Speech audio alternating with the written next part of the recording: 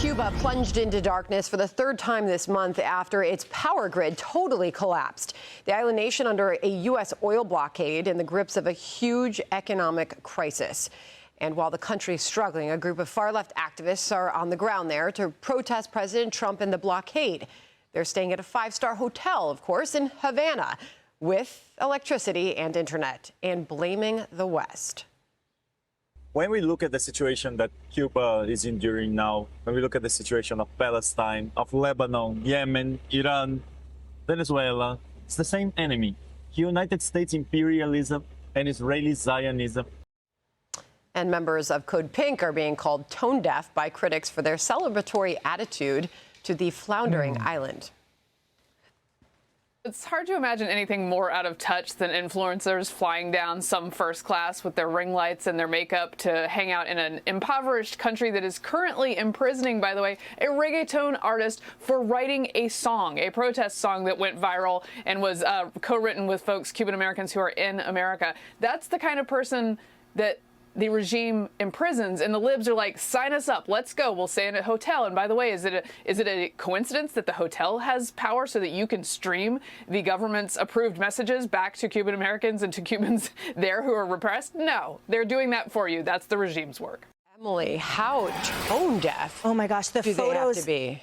I mean, the photos that were circulating online where they were inside like a tour bus, and there were photographs from sort of midway or a couple rows back that captured everyone in the rows before them with their iPhones up, capturing the devastation on the streets as if it were a zoo, and not humanizing in any way the poverty and the lack and the control and the deep, just the despondence of the situation. To see that celebratory tone is so frightening. And, you know, there's a lot of journalists who put themselves in harm's way to get the truth out and to secure and try to protect freedom for those that don't have it. And this is the exact opposite on that spectrum. And it sort of breaks my heart because I think this now sucks the oxygen out of the viral moments and floods people's feeds, taking away from those journalists and people there on the ground in Cuba who can actually get the message out. Yeah, I mean, some are calling this a mockery of the Cuban people. I mean, some of these hotel rooms there cost Marcus upwards of $520 a night. In 2018, I did a 10-day documentary tour for a news organization, and one of the things that we were disciplined about is going there and immersing ourselves in the situation and not trying to stand out. We knew we were being followed. We knew our phones were being tapped.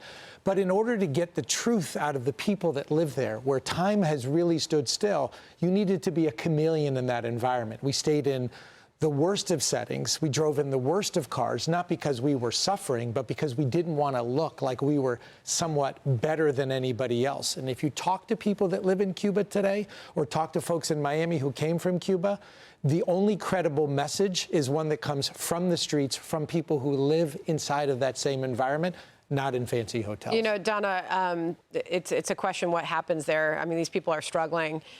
We've seen what, the policies of this island do to the people there and what they're currently living with. President Trump recently suggested that we could take action in Cuba.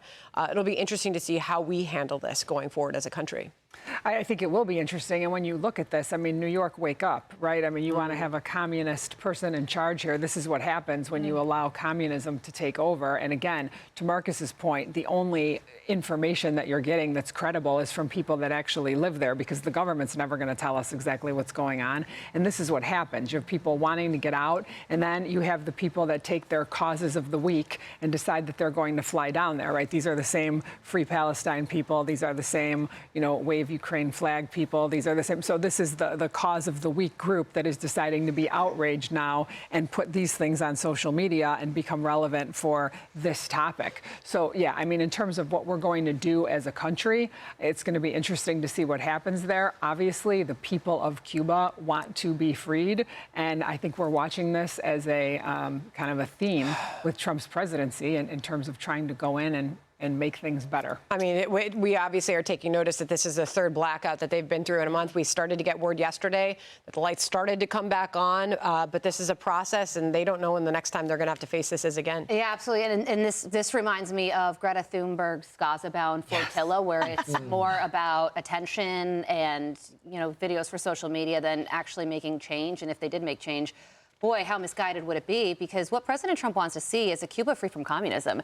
And the Cuban people agree with that. It's why Cuban Americans have bucked the trend of Hispanic Americans and the left-leaning tilt, because they've seen what socialism does and they know what it is and they reject it full stop. Think about the imagery and, in your mind, put these side by side of these people heading into Cuba on their air-conditioned buses and staying for a few days. And then think about what it looks like when a Cuban flees the country in a two-person raft trying to get to an America that is free. Think about that imagery and see who is right and who is wrong and which policies actually make sense. And if these people really do want to see what Cuba's like and really learn something about it, maybe stay for a few months and then come talk to us about instead of in their linen sheets at the 5-star. Yeah. Hey everyone, I'm Emily Campagno. Catch me and my co-hosts Harris Faulkner and Kaylee McEnany on Outnumbered every weekday at 12 p.m. Eastern, or set your DVR. Also, don't forget to subscribe to the Fox News YouTube page for daily highlights.